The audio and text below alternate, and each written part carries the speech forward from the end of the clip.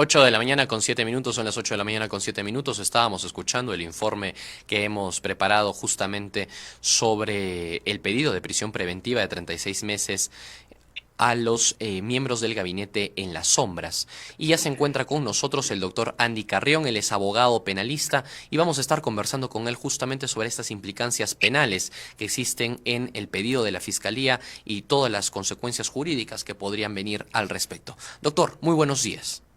Muy buenos días, Diego. Gracias por la invitación. El gusto es nuestro de tenerlo en el programa. Doctor, 36 meses de prisión preventiva para Salatiel Marrufo, Viverto Castillo y otros que formarían parte del gabinete en la sombra, inclusive también para segundo Alejandro Sánchez, pero no para Vider Camacho.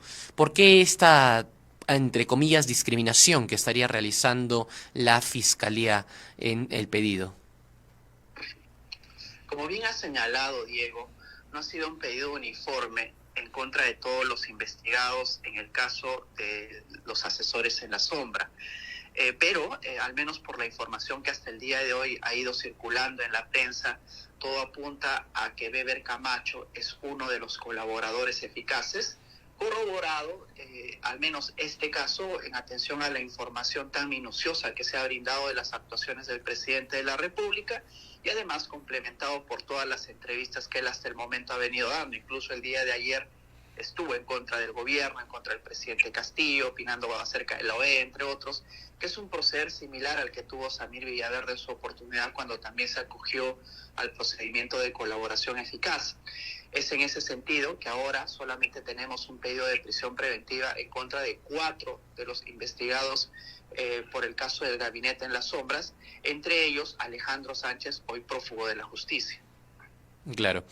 Doctor, ¿el pedido de prisión preventiva de 36 meses podría comprometer aún más de repente a la situación del presidente Castillo porque podrían empezar a surgir nuevos colaboradores eficaces o ya con el testimonio de Beder Camacho será suficiente como para condenar inclusive al presidente de la República?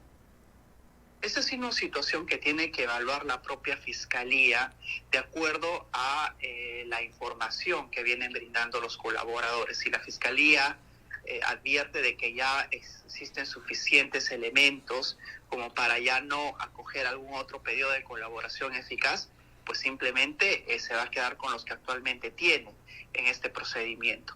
Pero si la Fiscalía ve por conveniente de que aún existen elementos, informaciones que podrían aportar a la investigación, pues estoy seguro de que no va a dudar de acoger a otros colaboradores. Pero también debemos de recordar que aquí hay algo peligroso, Diego, y es el hecho de que un caso no puede estar con 20 investigados, de los cuales 15 o 18 sean colaboradores eficaces, ¿no? Esto ha sucedido, por ejemplo, en alguno de los casos Odebrecht, que nos ha enseñado de que no todos pueden ser colaboradores, porque si no, habría una dirección ya dolosa por parte de la Fiscalía de únicamente implicar al presidente de la República, aún a costa de dejar libres a todos los que se encuentran involucrados en estos hechos. Claro. Doctor, de otro lado, el gabinete en la sombra siempre significó una vía por la cual el presidente, o mejor dicho, un grupo con el cual el presidente se sentía pues fortalecido. En algún momento también del gobierno de Martín Vizcarra se hablaba de la muralla moquehuana, ¿no?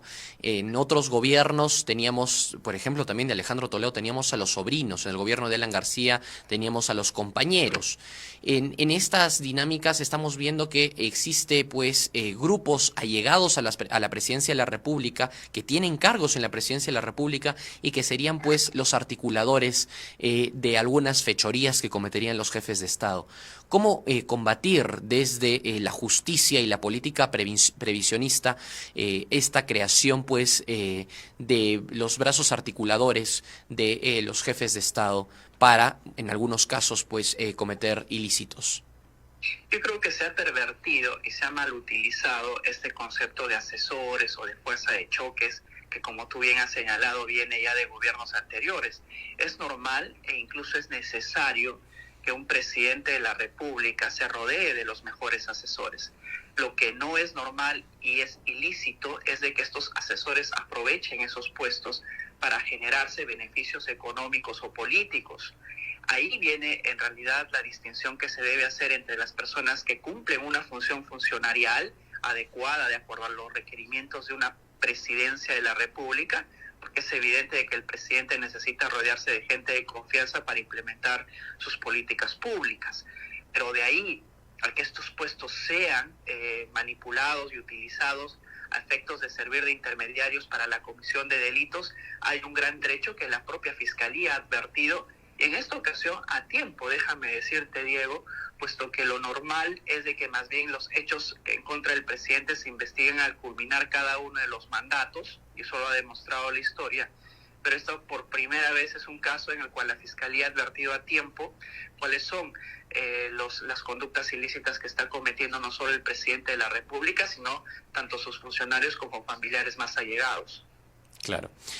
Doctor, dejando de lado el tema del gabinete en la sombra y pasando ya a la decisión que ha tomado el presidente de la República de retirar y de cesar en el cargo al ministro de Salud, vemos nuevamente este tipo de técnicas, el pitufeo, empleado por parte pues de funcionarios públicos para tratar de disuadir a la Unidad de Investigación Financiera, inclusive a la Contraloría General de la República o a la Fiscalía de la Nación, de los depósitos provenientes en algunos casos de hechos o de actos ilícitos. ¿Por qué nuevamente vemos que se están empleando estas técnicas que ya han sido investigadas y condenadas por parte del Poder Judicial y de la Fiscalía, del Ministerio Público?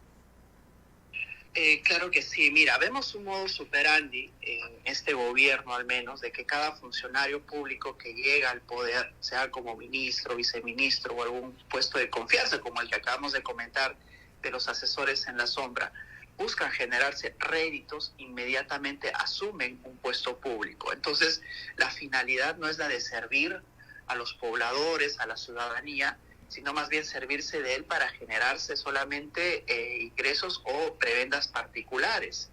El último caso, el del ministro de Salud, lo demuestra claramente, ¿no?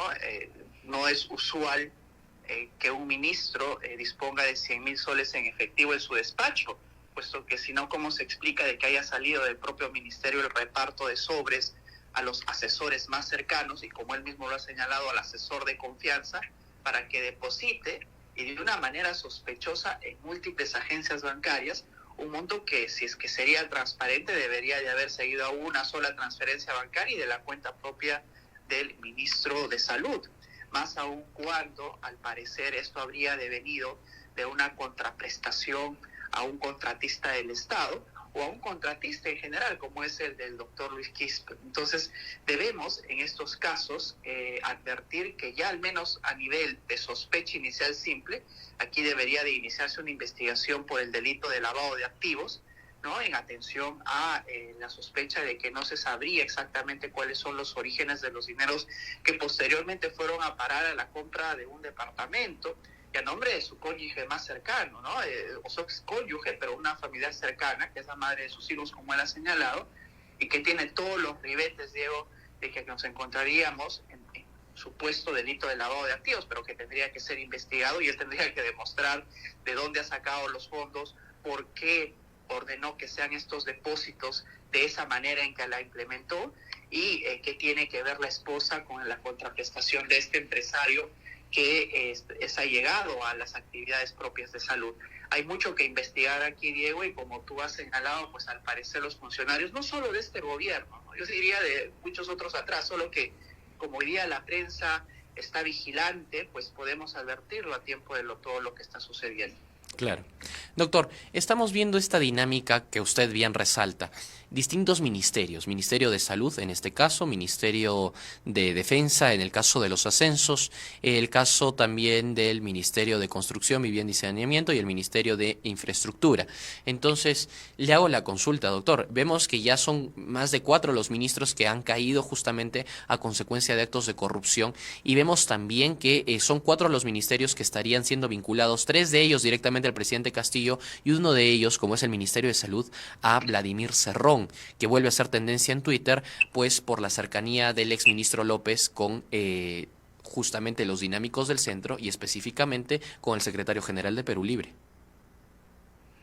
Claro que sí, es decir, ahora volvemos a tener ya en la picota de la atención pública también como un miembro de un partido específicamente del partido que llevó al gobierno al presidente Castillo, está nuevamente en el centro del escándalo, ¿no? Al menos según lo que aparece, digamos, las apariencias primigenias de la comisión del delito, no habría necesariamente una vinculación del partido, ni mucho menos de otros dirigentes, pero vemos una actuaria permanente, ¿no? que apunta a que no necesariamente los partidos políticos convocan a los mejores cuadros, sino que son cuadros que subrepticiamente intentan lograr una finalidad ilícita cuando ocupen algún puesto del Estado. Claro. Doctor, finalmente, la Carta Democrática, ¿cómo entorpece, si es que entorpece, o cómo afecta los procesos de investigación, las 7 carpetas fiscales que tiene el presidente de la República y el actuar, ¿no?, del Ministerio Público respecto de las investigaciones y pesquisas que se siguen al mandatario?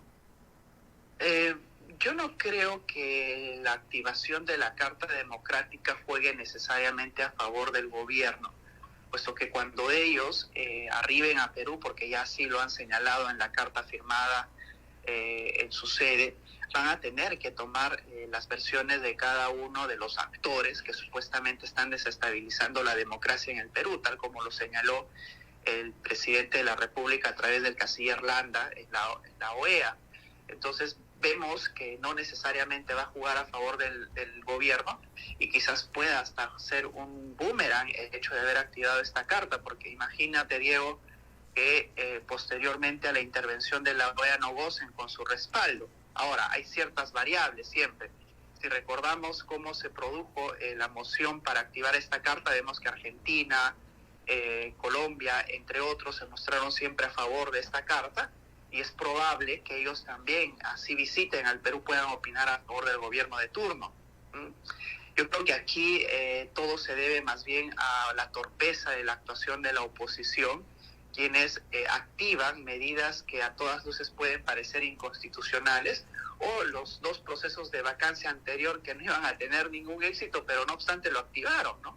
Entonces eso ha aportado al discurso victimizador que ha postulado el gobierno ante la OEA y que está dando resultados, no necesariamente por la astucia del gobierno de implementar estos mecanismos internacionales, sino que yo creo se debe más bien a la torpeza de la actuación de la oposición. Claro. Bueno, doctor, finalmente el grupo del gabinete en la sombra relacionado con todo la jerarquía que existe dentro de esta organización criminal por parte de la tesis fiscal, ya la mayoría se encuentra con medidas restrictivas de derechos y no están con prisiones preventivas, como es el caso de Jennifer Paredes, están con impedimento de salida del país.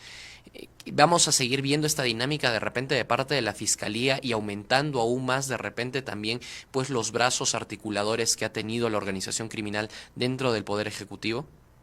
Mira, Diego, para responder a esta pregunta tenemos que remitirnos al tiempo atrás que tienen todas estas investigaciones. No tienen mucho tiempo atrás. Es más, ¿no?, en el caso del presidente de la República se había señalado al inicio que la Fiscalía requería de 36 meses para investigar no solo organización criminal, sino tráfico de influencias, entre otros delitos que se le imputa al presidente y a su círculo político y familiar cercano. Pero lo que ha hecho la Fiscalía es en no menos de 3 meses ya denunciar constitucionalmente al presidente de la República. Pero eso no nos tiene que hacer perder la perspectiva de que aún nos encontramos frente a diligencias preliminares, es decir, al inicio de las investigaciones. Y para hacer un inicio de investigaciones que no tienen más de 3 a 4 meses, yo creo que la Fiscalía está avanzando a una velocidad acelerada, ¿no?, para poder desarticular también esta organización criminal, porque cuando uno imputa organización criminal no solamente trata de identificar o individualizar a sus actores, sus funciones y roles que han cumplido, sino también tratar de desarticularla, ¿no?, porque se supone que la organización criminal que dirige el presidente sigue funcionando, sigue en actividad, no solo para encubrir delitos, sino también para poder seguir manteniendo el poder para cometer sus delitos. Entonces, esto es un punto importante, recién nos encontramos al inicio de las investigaciones y esto de todas maneras va a traer cola en el sentido de que no podemos descartar de que en el futuro se encuentren vinculados otros ministros u otros hechos también y otros actores propios del gobierno contra quienes también se podría solicitar una prisión preventiva. Un caso muy palmario es, por ejemplo, el decreto legislativo 102, si no me equivoco, del año pasado, en la cual incluso participó el exministro de Economía, Franque. Entonces ahí hay una línea de investigación también, por ejemplo, que hasta ahora no se ha abordado, porque la Fiscalía parte de que más bien este decreto supremo fue ilícito. Entonces quienes han participado en esta ilicitud son quienes también deberían ser investigados. Claro. Doctor, no quisiera terminar la entrevista sin antes preguntarle sobre la declaración de Beder Camacho y otros colaboradores eficaces que vienen indicando que el presidente Castillo pues habría adquirido, por ejemplo, la Casa de Asia por medio de Alejandro Sánchez, quien estaría pues actuando como uno de los testaferros y que el presidente de la República pues tendría varios testaferros con los cuales estaría desarrollando pues actividades económicas. Le hago la consulta. ¿Podríamos estar viendo de repente la Fiscalía iniciar estas líneas de investigación respecto de los posibles testaferros del presidente Castillo?